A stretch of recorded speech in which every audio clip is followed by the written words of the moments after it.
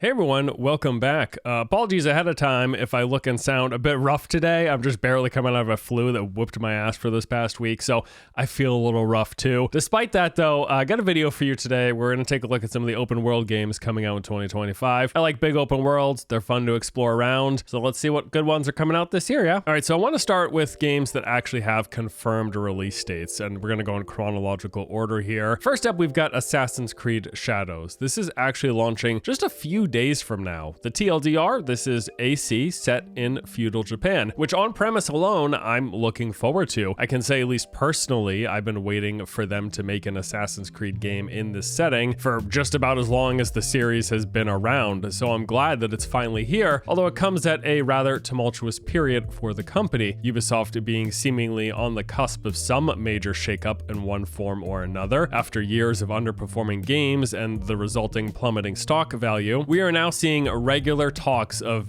company buyouts, the recent revelation that they may be splitting up and selling off some of their IPs, or maybe even splitting up the company itself, where they just have like, here's our most popular franchises, like here's the Assassin's Creed division, and everything else is going to be under a separate iteration of Ubisoft. I don't know.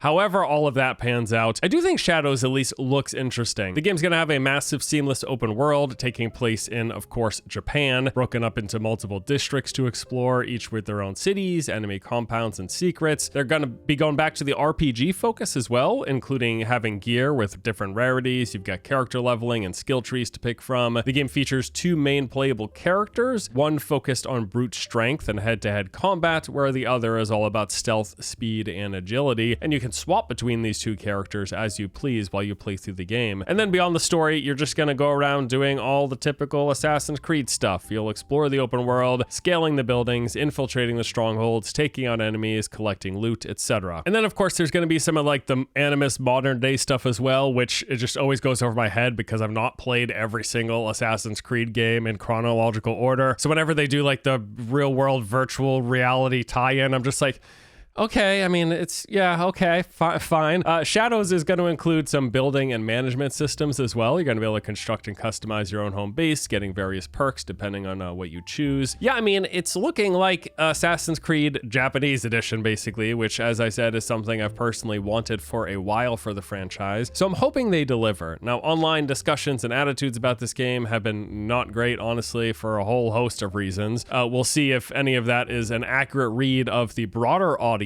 Like, do general audience of players give a crap about any of this stuff? We'll figure that out fairly soon. My guess though, so long as Ubisoft doesn't completely drop the ball and the game is decent, it's probably going to perform quite well, but we're gonna see. That's all gonna really depend largely on its quality. Even without its quality, Assassin's Creed games, like, they just almost always sell well. That's part of the reason why they might be spinning off an entire division of the company that's like mainly focused on Assassin's Creed, right? So Assassin's Creed Shadows going to be launching on March 20th. Before we continue with the rest of this list though, let's get a quick word from today's sponsor. Today's video is sponsored by Crystal of Atlan. This is a new Magicpunk MMO action RPG where you play as a member of the Thornbird Adventures Guild, exploring the world, teaming up with others, taking on challenges, and uncovering the secrets of the Crystal of Atlan. The game features action combat. Beyond basic attacks, you'll be able to perform a variety of combos with different outcomes. There's an emphasis on aerial attacks as well as you launch enemies upward. Multiple classes to choose from, each with over 20 skill combinations. Tons of group content, including co-op dungeons and a guild fleet system, and it all takes place in this unique Magicpunk world that mixes tech and magic. So pre-registration for the game is now open. If you sign up using the link below, you'll claim exclusive rewards and unlock early access. They're also hosting a milestone event with each pre-registration milestone unlocking new stuff. At 8 million, players can obtain a Legend Returns outfit and other in-game rewards. Also, there's a Magitech Summon event. By pre-registering, inviting friends, and following the official SNS account, players can collect summon tickets for a chance to win amazing prizes, such as the iPhone 16 Pro Max 1TB, Apple Watch Ultra 2, AirPods Max, PlayStation 5 Pro, and more. The more summon tickets players have, the higher your chances of winning. All right, back into the list. Another open world game coming quite soon is Dune Awakening. I get it. It's like a running gag at this point. The amount that I've talked about this game, I can't help it. I'm genuinely looking forward to it. As shocking as that might be to some, as an open world survival MMO, it just checks most every box of my personal interest. Now, we do have some, I think, legitimate early concerns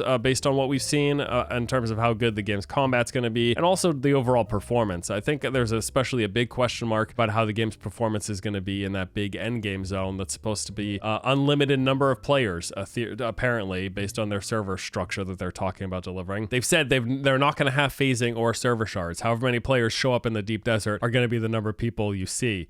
That sounds ridiculous. I guess we'll see what happens. But beyond that, I mean, I'm pretty amped about everything else, to be frank. So again, this is an open world survival game. It's being developed by Funcom and will be building upon the foundation they laid with their prior survival title, Conan Exiles. The explorable spaces will consist of these two massive open zone regions, the first one of which is Haga Basin. It's said that this is larger than the entirety of their prior game, with around 100 hours in total of content to be explored. And then there's also the endgame zone of Deep Desert, which is where all the late game progression and large-scale PvP will happen, and that zone is even bigger than the prior one. Now, in the open world, there's going to be the assortment of points of interest, events, and content types. At its baseline, it's a survival game, so you are going to go around gathering resources, crafting items, you'll be building a base, and you'll be progressively making better and better stuff to be able to take on harder challenges. In terms of things that you'll be doing, there's going to be like enemy strongholds, these large bases, camps, and or ruins that are full of enemies. You go in, you clear them out, you collect loot and resources. There's also desert testing stations. These areas are predominantly underground and will come in a variety of different biome types. They have said that these are reminiscent to things like Fallout shelters or Skyrim dungeons. They're going to be larger, elaborate spaces. You'll be moving through different rooms and corridors, clearing out the enemies and uncovering bits of lore along the way via things like audio logs. And then oftentimes there's going to be some sort of boss and or reward chest at the very end. There are player hubs with towns that have vendors, quest NPCs, other players, and a marketplace you can buy and sell items. They've got all sorts of different events like these crashed ships that you see falling from the sky. You can go scavenge resources from them. They got these police forces that scan the surface of the planet at night. If they spot you, they'll call in reinforcements to your area. You got the sandworm. If you make too much vibrations on the sands, the worm will emerge and chase you down. And then they've even got all these dynamic weather systems, like with these sandstorms that roll in, requiring you to take shelter inside. And then the end game begins once you are able to build your first ornithopter. This allows you to leave Haga Basin, head into the deep desert. This is a massive region, like I said, much larger than the prior one. It is made up mostly of sands, but with these rock islands dotted throughout that you can safely go on foot. Guilds of players are going to be heading here in search of spice, which is the main resource and currency for the end game gear crafting and character progression. It's also in that region where the game's large-scale PvP conflict is going to happen. Think Battlefield or PlanetSide inspired, with tons of players on foot, shooting, doing melee. They got all sorts of different vehicles, air vehicles, artillery, ground vehicles, etc., all mixed up in just one large conflict. Yeah, I mean, despite my legitimate reservations, this is also simultaneously one of my most anticipated games of the year. You don't get a lot of large-scale survival slash MMO slash open world games, so when one does come around, I'm certainly interested. Dune Awakening will be launching on May the 20th. Hell Is Us is a single-player, semi-open world, third-person action-adventure game set in an alternate reality where humanity is on the brink of collapse and supernatural creatures lurk in the shadows. Not much helping matters is the fact that there's also an ongoing civil war in the location. This game has a rather interesting premise and setting, and just right off the bat is appealing to me. So it's designed to be very immersive. There is no map in the game, no compass, no quest markers. Instead, you're asked entirely to just focus on your surroundings in order to figure things out and navigate your way through the game. They lean into this further with the level design that is specifically going to be rewarding exploration and paying attention, with lots of hidden secrets and areas to be discovered. Well, along with this, there's going to be a lot of different puzzles and riddles to be figured out. Combat is third-person action with a range of weapons, including swords, spears, and axes. You got the mix of stuff. You got light and heavy attacks, dodge, a parry, as well as various special abilities. And you also have this personal drone that follows you around, aiding you both in combat, but also in exploration and discovery. There have been a few early hands-on impressions that most mostly came out of last year's Gamescom that I watched, and they were all fairly positive, so I'm quite excited to see and learn more about this game. Hell Is Us is currently scheduled to release on September 4th. All right, the final game that's on our list with a confirmed release date is Borderlands 4. It's making a return this year with its 4th major installment. Now, beyond being this action-packed first-person looter shooter, it's also a sci-fi adventure with what they call freeform combat, tons of exploration, boss fights, and an eclectic cast of characters. You're going to be playing as one of 4 brand new Vault Hunters, each with their own unique skills, customized further via these skill trees and a host of dynamic movement abilities at your disposal. The little glimpses of gameplay that we saw in a recent trailer looked fantastic, if I'm being honest. Like, this was pretty snappy looking stuff, some really great high mobility, bombastic, over-the-top action, which leaves me fairly hopeful. I fell off of Borderlands 3 pretty quickly, but I'm rather interested in this one. You'll be battling mechanical monstrosities, bloodthirsty bandits, and vicious beasts as you collect all sorts of different crazy weapons, as is Borderlands tradition. I mean, this has always been the game that, like, we have more weapons than any other game ever, so they're continuing with this. What do they say? They have like billions? I don't know. It's crazy. There's also going to be new vehicles and traversal tools such as a grappling hook introduced in Borderlands 4. The game can be played solo or cooperatively with up to 3 other players. And Gearbox has described the world as a seamless playable space in which players can explore various locations of interest without being interrupted by any loading. Although they have avoided explicitly calling it an open world, they've said it's the most open and free that the franchise has ever been, which is obviously different from, say, Borderlands 3 that had that planet hopping where it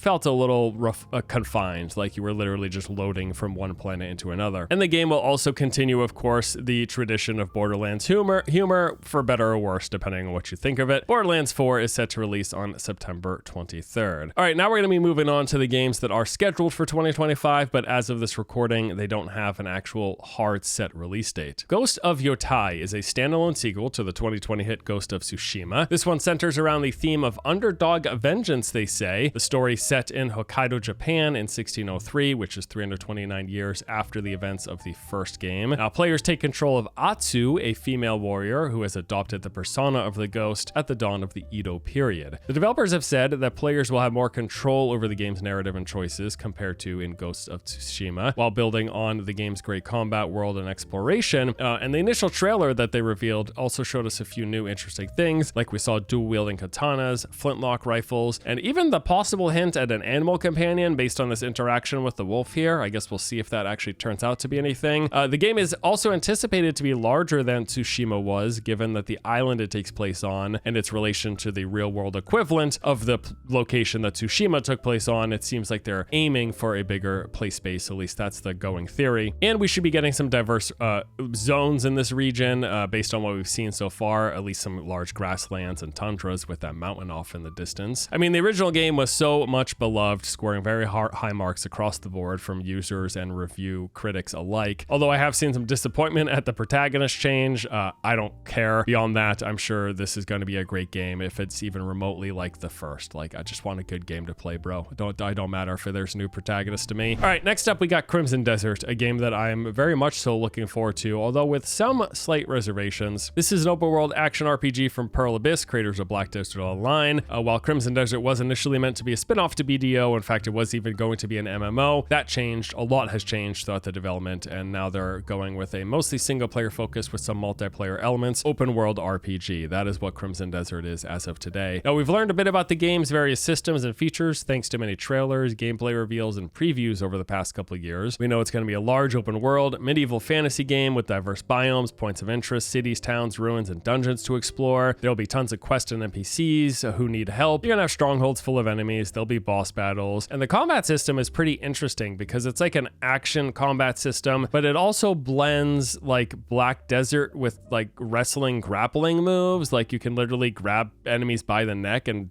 drop them onto the ground. It's kind of crazy stuff. Really interested to see how that's all going to play out. It's certainly not a Souls-like from what we've seen or heard at all. Some of the trailers have also shown just a ton of different things going on beyond the combat, like all sorts of mini games, various quick time events, a variety of puzzles. You got falling from the sky, like straight up Zelda style. You got riding of the dragons. You got interdimensional dungeons. I mean, man, they're packing a lot into this thing. Certainly looks like there's a lot going on, so I am quite hopeful. Definitely my biggest concern from the initial trailers is some pretty rough looking performance. Like even in their most curated stuff, you see a lot of frame issues. So hopefully that's sorted by release. But yeah, there you go, Crimson Desert. The RPG classic Gothic is getting a full-blown remake this year. They're calling it a faithful remake, fully rebuilding the game but using current-gen technology while preserving its iconic atmosphere, enhancing the gameplay for a more fluid and dynamic experience. Gameplay, just the game itself, has been expanded with over 50 hours of content. You'll discover secrets old and new, challenging combat encounters, and a variety of unique NPCs. It's got a vibrant world where inhabitants go about their daily lives, working, sleeping, eating, and fighting to survive. This is one of like the biggest, main, interesting selling points about the original Gothic. And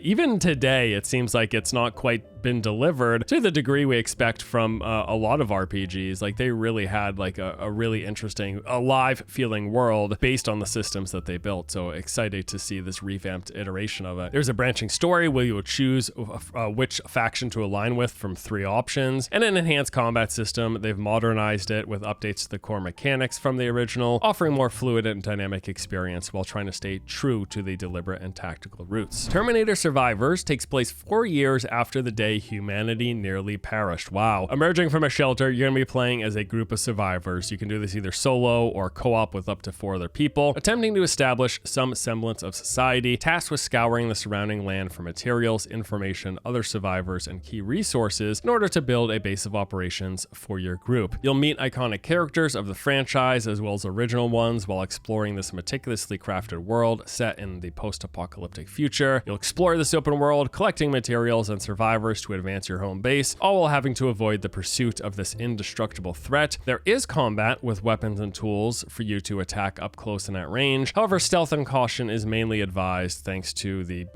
indestructible machines that are lurking around every corner. And the main storyline will have you unraveling the mystery to try to figure out some of what happened on Judgment Day. We've really not seen anything that resembles like actual gameplay from this thing yet, so expectations are just pretty much a question mark. I really don't know.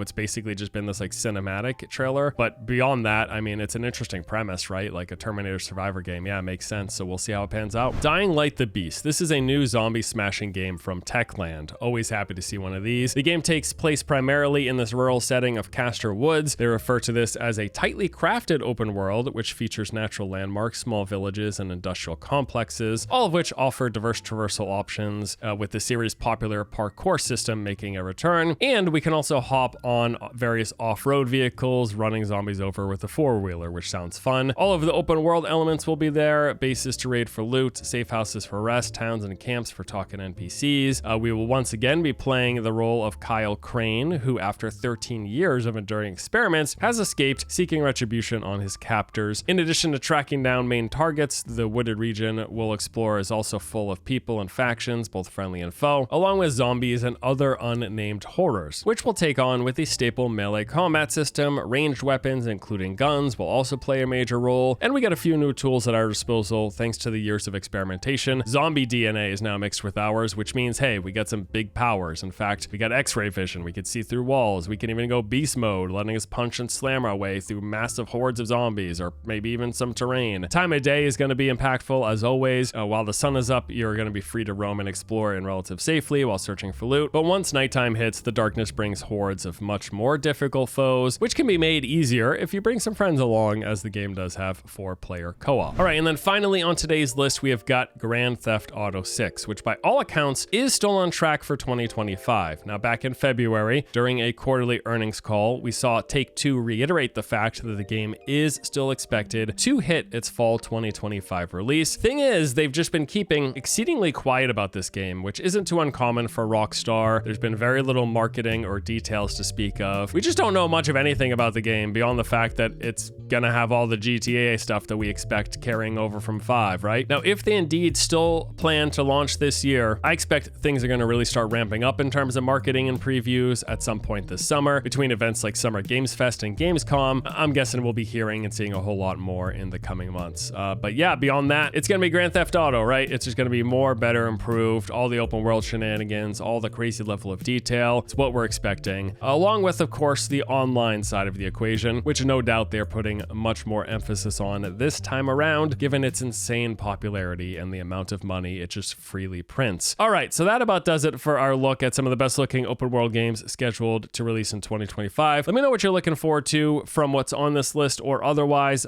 This wasn't every open world game. These are just like the top list of the things I'm most interested in playing this year. But yeah, let me know what you're keen on. Maybe put some other games on my radar down in the comments below. Would love to hear your thoughts. Hoping I'm getting better soon. I know this is like a rough presentation, but I'm coming out of it. I'm just still dealing with residual effects, dude. That thing, it kicked my ass, dude. This flu absolutely kicked my ass. I'm guessing I'm going to be dealing with this voice for a while, but hey, maybe it doesn't sound so bad in the mic. I don't know. That's it for today. Thank you for watching. Hope you all enjoyed. I'll see you in the next one, all right? We got some fun videos coming up over the next few weeks, despite my current state. Got some cool stuff in the pipeline. Looking forward to it. And some fun new games to play as well, so can't complain.